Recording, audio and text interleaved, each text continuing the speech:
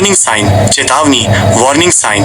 ये वीडियो सिर्फ मनोरंजन एंटरटेनमेंट के लिए बनाया गया है। इसका उद्देश्य किसी की भावनाओं को ठेस पहुंचाना बिल्कुल नहीं है। इसमें काल्पनिक दृश्य, रक्त रंजित, खून से भरे सीन, भयानक वेशभूषा और डरावने दृश्य हो सकते हैं। अगर आप भूतिया या हॉरर कंटेंट देखने से असुविधा महसूस करते हैं या आप छोटी उम्र के हैं तो कृपया इस वीडियो को देखने से पहले सोच विचार कर लें। देखते समय सतर्क रहें और आनंद का अनुभव करें। रब्बानी के पैर एक पल के लिए ठिठक गए। क्या? उसके दिमाग में एक जोर का झटका लगा। मेरा खानदान, इमरान खान, मेरे वालिद, रब्बानी ने धीरे से बोला। उसके हाथ एक पल के लिए कांप गए, लेकिन उसने तुरंत अपने आप को संभाला। अंधकार का देवता की आवाज एक गंभीरता से भरी थी। तुम्हें नहीं पता था ना? तुम्हारे पूरे खानदान को सबसे बड़े शैतान ने खत्म किया था, और इस हीरा का सच भी तुमसे छुपा था। ये एक आम हीरा नहीं, बल्कि शक्ति का एक टुकड़ा है जो उस शैतान को रोक सकता है। इसी वजह से तुम्हारे वालिद ने इसे अलग अलग टुकड़ों में बांट दिया था। तुमने 2 टुकड़े हासिल कर लिए हैं और तीसरा मेरे पास है। रब्बानी के मन में एक अजब सी गूंज होने लगी। इतने सालों तक वो अकेला जीता रहा, बिना किसी परिवार के, बिना किसी रिश्तेदार के। मुझे कभी किसी ने नहीं बताया कि मैं किस खानदान का हूँ। उसके दिल में एक अजीब सी जलन होने लगी। छोटा शैतान जो हमेशा मजाक करता था, अब एकदम शांत था। रब्बानी, ये सच है, तुम्हारा खानदान एक समय पर दुनिया के सबसे शक्तिशाली लोगों में शुमार होता था, लेकिन सबसे बड़े शैतान ने उन्हें खत्म कर दिया, और मुझे भी उसने एक दासी की तरह इस्तेमाल करना चाहा। लेकिन तुम्हारे पिता ने मुझे तुम्हारे अंदर डाल दिया ताकि एक दिन मैं तुम्हारी मदद कर सकूं।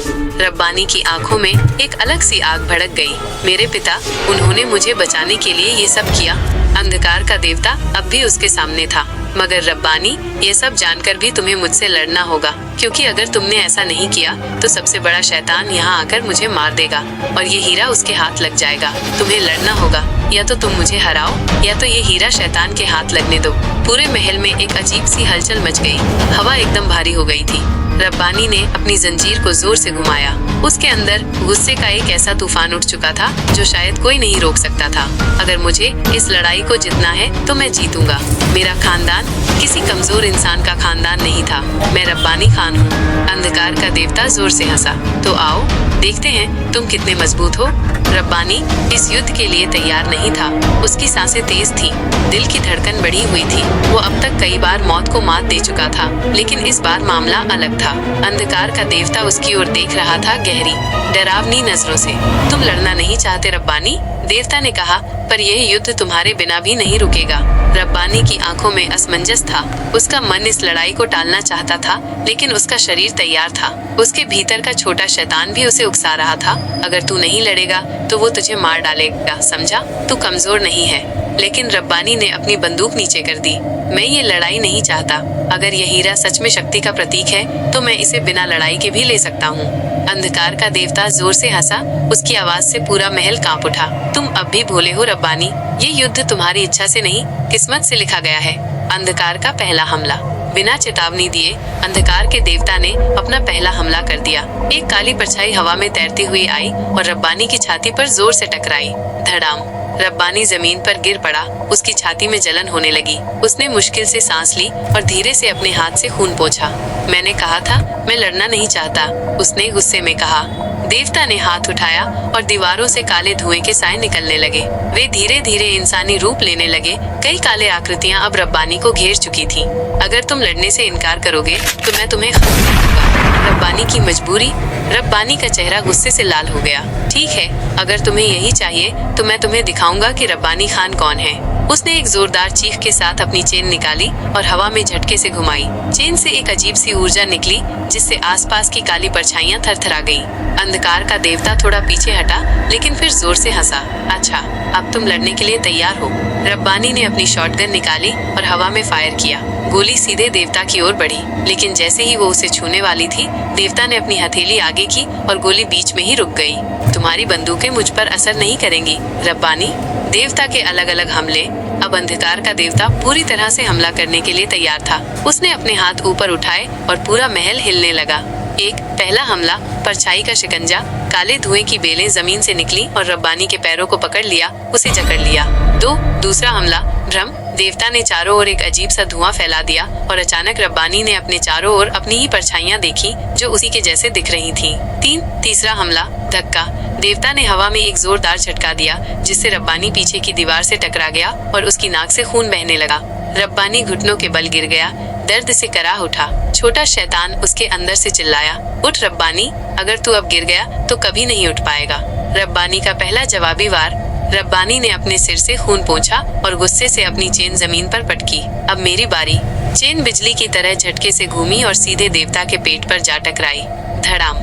देवता दीवार से जा टकराया और पत्थर जमीन पर गिरने लगे। पूरा महल कांप उठा। अभी लड़ाई खत्म नहीं हुई। देवता धीरे धीरे उठने लगा। वाह रब्बानी, तुम्हारी हिम्मत देखकर मजा आ गया, लेकिन तुम सच में सोचते हो कि तुम मुझे हरा सकते हो? रब्बानी ने अपनी बंदूक कसकर पकड़ ली और कहा, आज देख ही लोगे। अब यह युद्ध और भी भयानक होने वाला था। रब्बानी इस युद्ध के लिए तैयार नहीं था। उसने कभी नहीं सोचा था कि उसे अंधकार के देवता से लड़ना पड़ेगा, लेकिन अंदर से उठती आवाज बार बार उसे समझा रही थी, ये युद्ध जरूरी है। रब्बानी ने अपनी बंदूक को कसकर पकड़ा, लेकिन उसके हाथ कांप रहे थे। उसकी जंजीर भी उसकी मुट्ठी में थी, लेकिन उसका मन लाचार था। अंधकार का देवता उसकी कमजोरी को भांप चुका था। वो मुस्कुराया और अलग अलग तरीकों से हमला करने लगा। कभी रब्बानी को जमीन पर पटक देता, कभी हवा में उछालकर दूर फेंक देता। हर बार इतना भयंकर था कि उसकी हड्डियां चटकने लगी, लेकिन फिर भी रब्बानी ने कोई प्रतिक्रिया नहीं दी। युद्ध की पहली मार। लेकिन जब अंधकार के देवता ने अचानक एक जोरदार धक्का मारा तो रब्बानी की नाक से खून बहने लगा। अब वो और ज्यादा दर्द में था। छोटा शैतान ने रब्बानी के अंदर से चिल्लाया, अब और मत सहो रब्बानी, जवाब दो। रब्बानी ने गहरी सांस ली, अपनी जंजीर को कसकर पकड़ा और अपनी पूरी ताकत से उसे घुमाया। लेकिन अंधकार का देवता हंसा, बस इतनी ही ताकत, मुझ पर ये असर नहीं करेगा। रब्बानी का वार उसे थोड़ा पीछे धकेलने में तो सफल रहा, लेकिन ये उसे गिराने के लिए काफी नहीं था। दीवारों के पत्थर जरूर गिरने लगे, लेकिन युद्ध अभी भी जारी था। अंधकार का देवता असली शक्ति दिखाता है। युद्ध घंटों तक चलता रहा। कभी रब्बानी हावी होता तो कभी अंधकार का देवता, लेकिन धीरे धीरे रब्बानी थकने लगा। उसके शरीर से खून बह रहा था और हर वार उसे मौत के करीब ले जा रहा था। अब अंधकार का देवता अपनी असली शक्ति दिखाने लगा। उसने अपनी काली छाया से चारों ओर अंधेरा फैला दिया। रब्बानी जमीन पर गिरा और अब समझ नहीं पा रहा था कि उसकी जंजीर काम क्यों नहीं कर रही। क्या ये जंजीर सच में इतनी शक्तिशाली थी? वो सोचने लगा, लेकिन तभी उसके दिमाग में एक बात आई, ये अंधकार का देवता किसी शैतान का सेवक नहीं है, ये तो मुझसे जुड़ा हुआ है। पिता की तावीज और हीरे का रहस्य। रब्बानी का दिमाग तेजी से काम करने लगा। उसने अपनी गर्दन से अपने पिता की दी हुई तावीज निकाली। उसमें कुछ मंत्र लिखे थे, लेकिन सबसे महत्वपूर्ण बात ये थी कि इसमें कोई गुप्त संदेश छिपा था। रब्बानी ने तावीज को ध्यान से देखा, लेकिन स्क्रीन पर किसी को नहीं दिखा कि उसमें क्या लिखा था।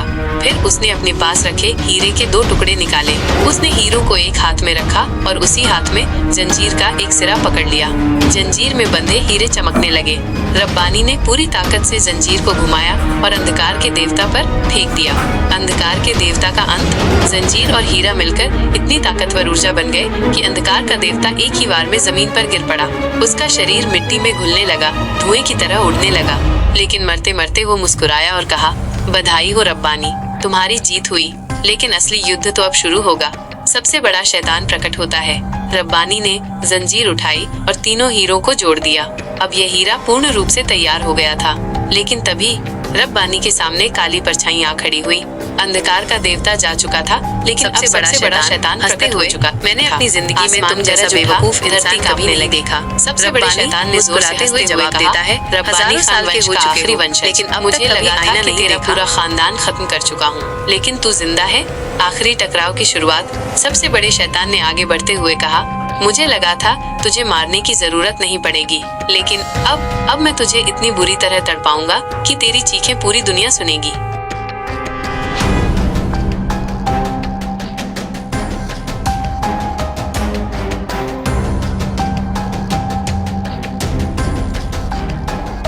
छोटा शैतान अंदर ही अंदर हंसने लगा। सबसे बड़ा शैतान चिढ़ गया। आजकल के लड़के मजाक बहुत करते हैं, लेकिन मजाक तुझे बहुत महंगा पड़ेगा। उसने रब्बानी पर हमला किया। सबसे बड़े शैतान का हमला। रब्बानी ने जंजीर फेंकी, लेकिन सबसे बड़े शैतान ने उसे पकड़ लिया और तोड़ने की कोशिश की। हाँ, ये तुम्हारी आखिरी उम्मीद थी। फिर उसने जंजीर को जमीन पर फेंका और रब्बानी के पास तेजी से आया। उसने अपने लंबे नाखूनों से रब्बानी की छाती में हाथ डाल दिया। रब्बानी की चीख निकल गई, खून बहने लगा। सबसे बड़े शैतान ने उसका खून अपने हाथ से पोंछा और कहा, अब तेरा अंत करीब है रब्बानी। रब्बानी की आंखें बंद होने लगी। अगला भाग जल्द आएगा। क्या रब्बानी मर चुका है? क्या छोटा शैतान उसे बचाने आएगा? क्या दुनिया को बचाने वाला कोई और है? जानने के लिए देखते रहिए अनचार्टेड क्रॉस ऑफ रब्बानी।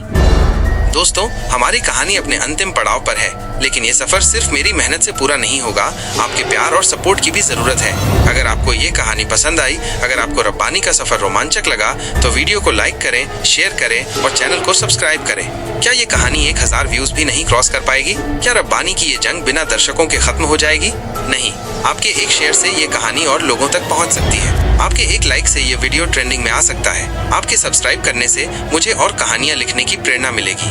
अगर आप वाकई में इस कहानी को एंजॉय कर रहे हैं तो अपना सपोर्ट दिखाइए, लाइक करें, कमेंट करें और इसे अपने दोस्तों के साथ जरूर शेयर करें। नई कहानी जल्द आने वाली है, बस आपका साथ चाहिए।